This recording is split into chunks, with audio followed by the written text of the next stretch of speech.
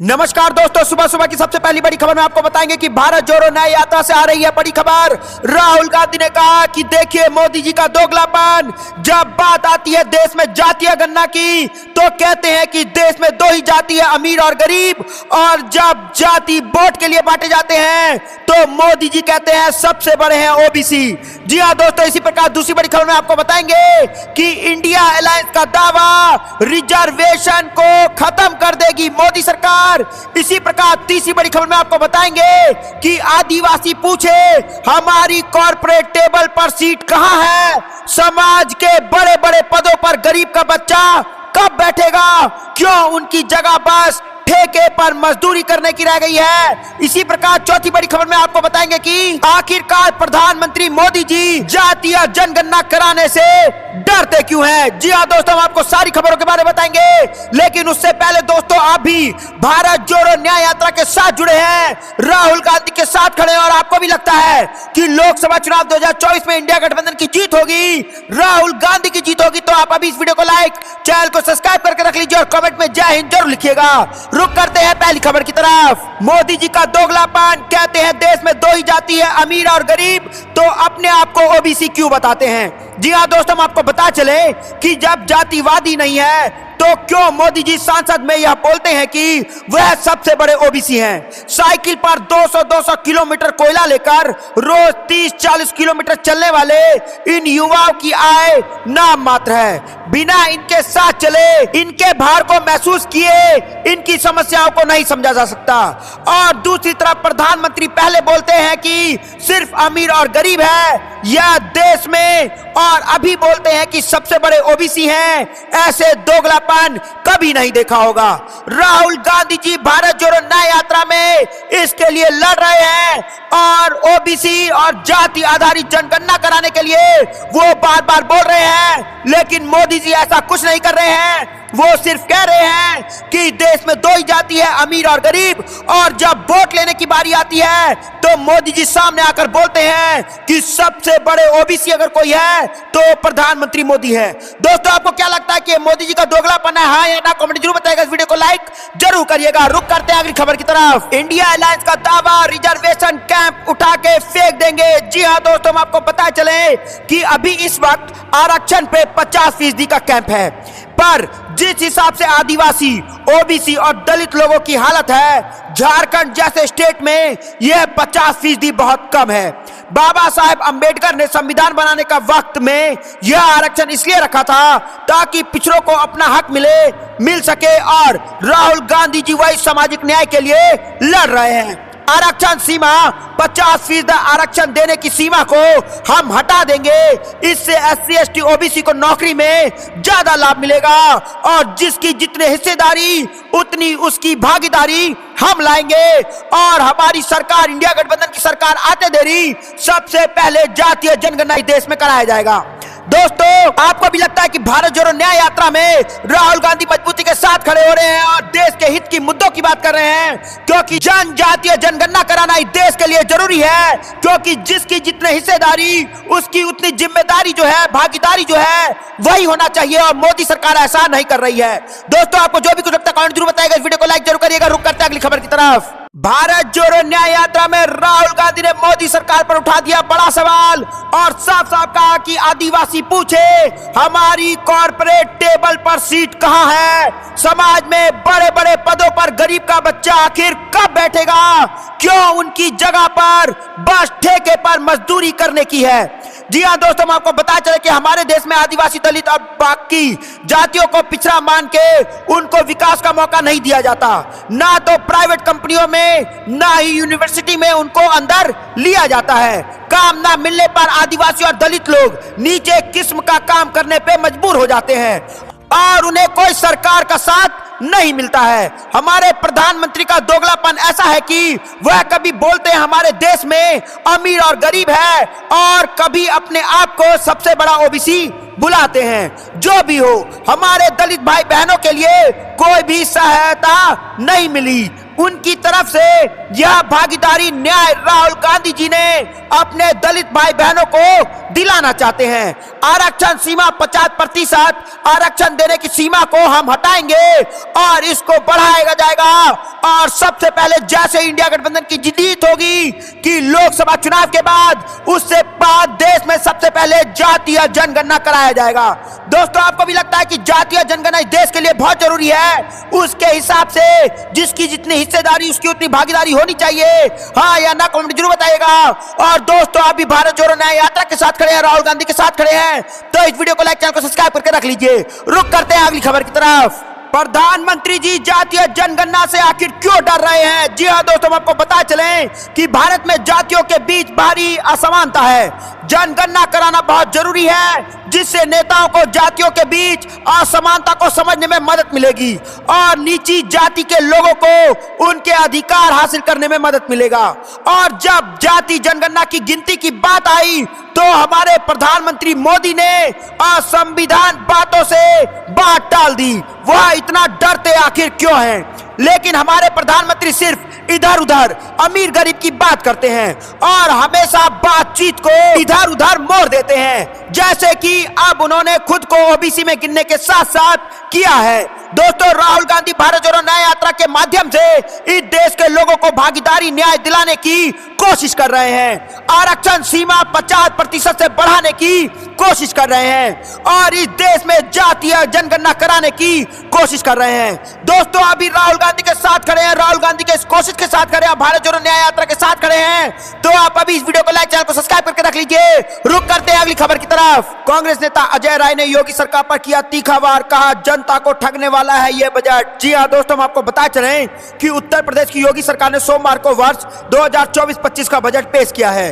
विधानसभा में योगी सरकार का बजट पेश होने के बाद विपक्षी दलों का भाजपा सरकार पर हमले का सिलसिला जारी है। जहां एक और सपा मुखिया अखिलेश यादव ने बजट को सिर्फ 10% संपन्न लोगों के हित में बताया है, वहीं कांग्रेस ने भी बजट को लेकर के जनता को ठगने की बात कही है। यूपी कांग्रेस के प्रदेश अध्यक्ष अजय राय ने आज विधानसभा में पेश हुए यूपी सरकार के बजट पर प्रतिक्रिया देते हुए कहा कि जिस एजेंडे पर इस बजट को बनाया गया है, इसमें किसान, नौजवान, महिला, व्यापारियों और मजदूरों के हित की कोई बात नहीं की गई है। उन्होंने कहा कि योगी सरकार ने बिजली माफ करने की बात कही थी, लेकिन बजट में कोई प्रावधान नहीं है। कई सालों से मनरेगा के मजदूरों को वेतन नहीं मिला है। ऐसे में यह बजट पूरी तरीके से निरर्थक है। तो दोस्तों, यहाँ पर यूपी के बजट को लेकर के अजय राय ने बहुत कुछ कह दिया है योगी सरकार को घेरते हुए। और अजय राय ने आगे कहा कि इजराइल में युद्ध चल रहा है और भाजपा सरकार मजदूरों को वहां भेज रही है। नौजवान लाइन में लगकर वहां जाने के लिए तैयार हैं। ऐसे में प्रतीत होता है कि यहाँ कितनी बेरोजगारी है।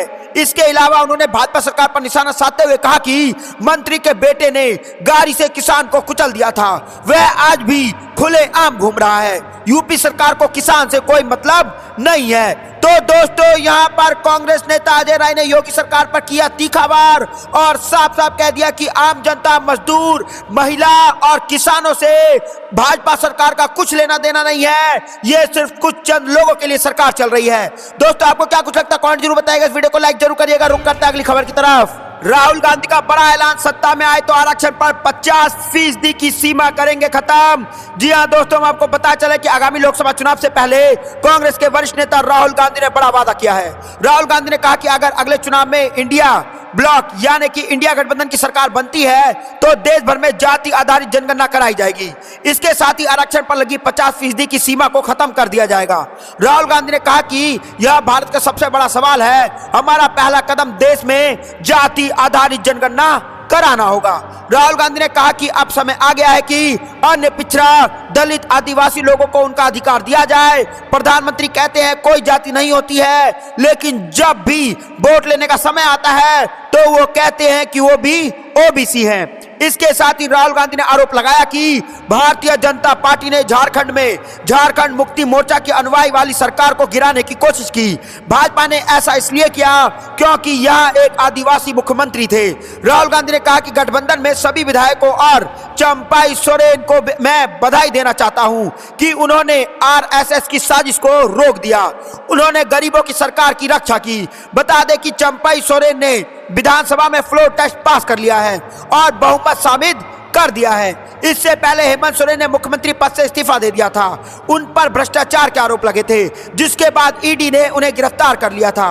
हेमंत सोरेन के गिरफ्तार होने के बाद चंपाई सोरेन ने प्रदेश के अगले मुख्यमंत्री पद की शपथ ली है। तो दोस्तों, इस वक्त की बड़ी खबर आ रही है कि राहुल गांधी का बड़ा ऐलान, सत्ता में आए तो आरक्षण पर 50% की सीमा कर देंगे खत्म और जाति आधारित जनगणना जो है सबसे पहले कराया जाएगा और दलित, आदिवासी, पिछड़े लोगों को आगे लाया जाएगा।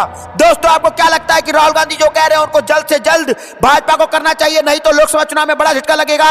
हाँ या ना, कमेंट जरूर बताइएगा। इस वीडियो को लाइक जरूर करिएगा। रुक करते हैं अगली खबर की तरफ। दिग्विजय सिंह ने राज्यसभा में उठाए ईवीएम का मुद्दा। जी हाँ दोस्तों, आपको पता चले फिर ईवीएम का मुद्दा गर्मा गया है और कांग्रेस ने लोकसभा से पहले एक बार फिर इलेक्ट्रॉनिक वोटिंग मशीन यानी कि ईवीएम पर सवाल खड़े कर दिए हैं। इस मुद्दे को लेकर के कांग्रेस के वरिष्ठ नेता व राज्यसभा सांसद दिग्विजय सिंह ने सोमवार को राज्यसभा में सवाल उठाया। उन्होंने कहा कि अगर सरकार को ईवीएम से इतना ही प्रेम है तो मतदाताओं को वीवीपैट स्लिप का विकल्प तो मिलना ही चाहिए, इससे किसी को आपत्ति नहीं होनी चाहिए। दिग्विजय सिंह ने भाषण के माध्यम से कहा कि भारत विश्व का सबसे बड़ा लोकतंत्र है, लेकिन आज लोग के मन में ईवीएम को लेकर के भ्रम है। चुनाव आयोग से मिलने के लिए 28 राजनीतिक दलों ने समय मांगा, लेकिन आयोग को आज तक इन दलों से मिलने का समय नहीं मिला है। उन्होंने कहा कि प्रधानमंत्री नरेंद्र मोदी ने चुनाव आयुक्त की नियुक्ति प्रक्रिया में बदलाव वाले बिल को तब पास करा लिया जब विपक्ष के सांसदों को निलंबित किया गया था। आज यह बात भी साफ हो चुकी है कि ईवीएम बनाने वाली कंपनी BEL में चारों डायरेक्टर भाजपा के लोग हैं। तो दोस्तों, जिस ईवीएम को बनाने में भाजपा के लोग ही शामिल हैं, क्या उसको है किया नहीं जा सकता? दिग्विजय सिंह ने राज्यसभा में उठाया ईवीएम का मुद्दा और उठ गए हैं ईवीएम पे गए प्रश्न। दोस्तों, आपको क्या लगता है कि ईवीएम को हैक किया जा सकता है? हाँ या ना, कमेंट जरूर बताइएगा। और दोस्तों, लोकसभा चुनाव 2024 ईवीएम से कराना चाहिए कि मतपत्र से कराना चाहिएगा, कमेंट में जरूर बताइएगा। रुक करते हैं अगली खबर की तरफ। लोकतंत्र की हत्या हो गई, हम हैरान हैं। चंडीगढ़ मेयर चुनाव पर भड़का सुप्रीम कोर्ट, अफसरों को लगाया लताड़। जी हां दोस्तों, हम आपको बता चलें कि चंडीगढ़ मेयर चुनाव में बैलेट पेपर से छेड़छाड़ करने के आरोप में सुप्रीम कोर्ट ने अहम टिप्पणी की है। शीर्ष अदालत ने सोमवार को केस की सुनवाई करते हुए कहा कि यह साफ है कि चुनाव अधिकारी ने बैलेट पेपर्स में गड़बड़ी की थी। बेंच की अध्यक्षता कर रहे चीफ जस्टिस DY चंद्रचूड़ ने कहा, क्या इस तरह से चुनाव कराए जाते हैं? यह लोकतंत्र का मजाक है, यह लोकतंत्र की हत्या है। हम हैरान हैं, इस शख्स पर केस चलाना चाहिए। क्या चुनाव अधिकारी का ऐसा बर्ताव हो सकता है? इसके साथ ही अदालत ने आदेश दिया है कि बैलेट पेपर समेत चुनाव से जुड़े सभी चीजों को सुरक्षित रखा जाए। सुप्रीम कोर्ट ने Punjab and Haryana high court के रजिस्ट्रार जनरल को आदेश दिया कि वह चुनाव प्रक्रिया को वीडियोग्राफी समेत सभी चीजों को सुरक्षित रखे। यही नहीं, अदालत ने चंडीगढ़ नगर निगम की होने वाली मीटिंग को भी अगली सुनवाई तक के लिए स्थगित कर दिया है। चुनाव में आम आदमी पार्टी के उम्मीदवार कुलदीप कुमार को पराजित घोषित किया गया था और उन्होंने इस नतीजों को गलत बताते हुए आरोप लगाया था कि हमारे पार्षदों के वोटों से छेड़छाड़ की गई। चुनाव नतीजे को चुनौती देते हुए उन्होंने सुप्रीम कोर्ट का रुख किया था। उन्होंने अदालत से मांग की थी कि भाजपा के कैंडिडेट मनोज सोनकर की जीत पर स्टे लगाया जाए। तो दोस्तों, यहाँ पर आ रही है बड़ी खबर कि लोकतंत्र की हो रही है भाजपा सरकार में हत्या। हम हैरान हैं, यानी कि सुप्रीम कोर्ट हैरान है और चंडीगढ़ मेयर चुनाव पर भड़का सुप्रीम कोर्ट और अफसरों की लगा दी लतार और लग गया है, उनको ऊपर आ चुका है नौकरी जाने का खतरा, उनके ऊपर चल सकता है केस। दोस्तों, आपको क्या लगता है कि लोकतंत्र की हत्या की जा रही है और वोट की खरीद फरोख्त और ईवीएम को हैक किया जा रहा है और भाजपा सिर्फ अपनी सरकार बनाने में लगी हुई है? आपको जो भी कुछ लगता है कमेंट जरूर बताइएगा। इस वीडियो को लाइक जरूर करिएगा। रुक करते हैं अगली खबर की तरफ। नीतीश कुमार नहीं, जीतन राम मांझी और तेजस्वी यादव करेंगे असली खेला। 12 फरवरी से पहले किस प्लानिंग में जुटे दोनों नेता? जी हाँ दोस्तों, हम आपको बता चलें कि बिहार की राजनीति में अभी बड़ा खेल होना बाकी है। ऐसे में संकेत राज्य के पूर्व मुख्यमंत्री जीतन राम मांझी ने दिए हैं। बेटे को अच्छा मंत्री नहीं मिलने से वह नाराज बताए जा रहे हैं। बिहार विधानसभा में 12 फरवरी के दिन फ्लोर टेस्ट होना है। अटकलें लगाई जा रही है कि मांझी जल्द ही कोई बड़ा फैसला ले सकते हैं। ऐसे में समझने की कोशिश करते हैं कि क्या जीतन राम मांझी बिहार में बड़ा खेल कर सकते हैं। बिहार में विधानसभा की कुल 243 सीटों हैं, वहीं बहुमत का आंकड़ा 122 है। इस वक्त एनडीए सरकार दावा कर रही है कि उनके पास 128 विधायकों का समर्थन है। ऐसे में अगर जीतन राम मांझी के 4 विधायक अपना दल बदल भी लेते हैं तो एनडीए के पास 124 विधायक बचेंगे, जो कि बहुमत के आंकड़े से 2 सीट अधिक है। हाल ही में मांझी ने कहा था कि उन्हें राजद के नेतृत्व वाले महागठबंधन की ओर से मुख्यमंत्री बनाने का ऑफर मिला है। हालांकि उनके बेटे संतोष सुमन ने ऐसा ऑफर से साफ इनकार कर दिया है। ऐसे में कयास भी लगाए जा रहे थे कि 2 मंत्री पद न मिलने से जीतन राम मांझी नाराज है। इधर फ्लोर टेस्ट को लेकर के बिहार के पूर्व डिप्टी सीएम तेजस्वी यादव ने बड़ा दावा किया है।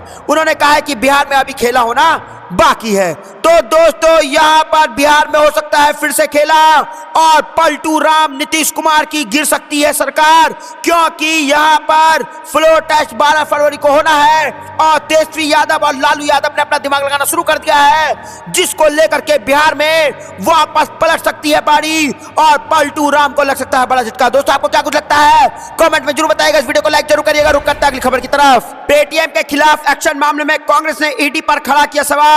जाने क्या बोला सुप्रिया सिनेत ने। जी हां दोस्तों, हम आपको बता चलें कि कांग्रेस ने फिनटेक फर्म पेटीएम पर भारतीय रिजर्व बैंक की ओर से लगाए गए प्रतिबंधों को लेकर के सोमवार को ईडी के कामकाज पर गंभीर सवाल खड़े किए हैं। आरबीआई ने 29 फरवरी के बाद पेटीएम पेमेंट बैंक में किसी भी तरह की जमा राशि पर प्रतिबंध लगाने का आदेश दिया है, जिसके बाद से कांग्रेस पार्टी मोदी सरकार पर लगातार हमलावर है। समाचार एजेंसी एएनआई के मुताबिक कांग्रेस नेता सुप्रिया सिनेत ने आरोप लगाया कि पेटीएम पेमेंट बैंक के संस्थापक प्रधानमंत्री नरेंद्र मोदी के भक्त हैं। वह उनके साथ सेल्फी लेते हैं और प्रधानमंत्री मोदी का पेटीएम संस्थापक की ओर से विज्ञापन भी जारी किया जाता है। सुप्रिया सिनेत ने कहा कि इस पूरे मामले पर मोदी सरकार का क्या रुख है। पिछले 7 साल से ऐसा चलता आ रहा है।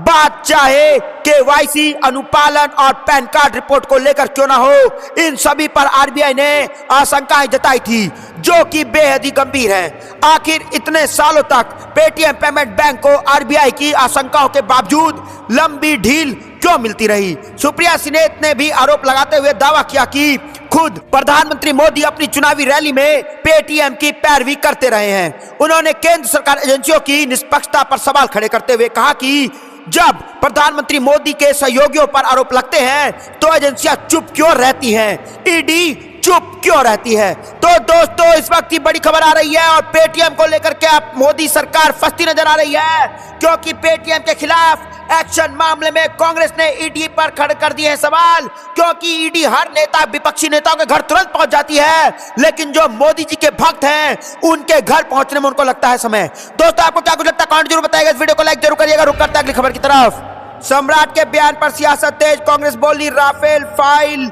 भी खुलेगा, आरजेडी ने आग से खेलने की कही बात। जी हां दोस्तों, हम आपको बता चलें कि महागठबंधन सरकार के दौरान भ्रष्टाचार की सभी फाइल खोलने की सम्राट चौधरी के बयान पर राजनीति गर्मा गई है। महागठबंधन में शामिल आरजेडी और कांग्रेस पार्टी ने नेताओं ने डिप्टी सीएम सम्राट चौधरी पर पलटवार किया है। राजद प्रवक्ता मृत्युंजय तिवारी ने कहा कि पहले फ्लोर टेस्ट पास कर ले तब बोले।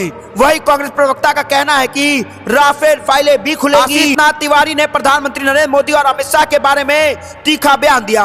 बिहार में नीतीश कुमार के नेतृत्व में एनडीए की सरकार काम कर रही है। बिहार के डिप्टी सीएम सम्राट चौधरी के बयान पर पलटवार करते हुए राजद के प्रवक्ता मृत्युंजय तिवारी ने कहा कि भाजपा पहले 12 तारीख को सदन के पटल पर अपना बहुमत साबित करने के दिखाएं, उसके बाद कुछ बोले। तेजस्वी यादव ने ऐलान कर दिया है कि जो ऐसा खेला होगा कि उनकी समझ से बाहर चला जाएगा। कौन खिलौने से खेलेगा और कौन आग से खेलेगा, इसका पता उसके बाद ही चलेगा। इधर कांग्रेस प्रवक्ता आतिशनाथ तिवारी ने कहा कि सम्राट चौधरी ठीक कह रहे हैं। 2024 में चुनाव के बाद मोदी की सरकार बदलेगी और सारी फाइलें खोली जाएंगी।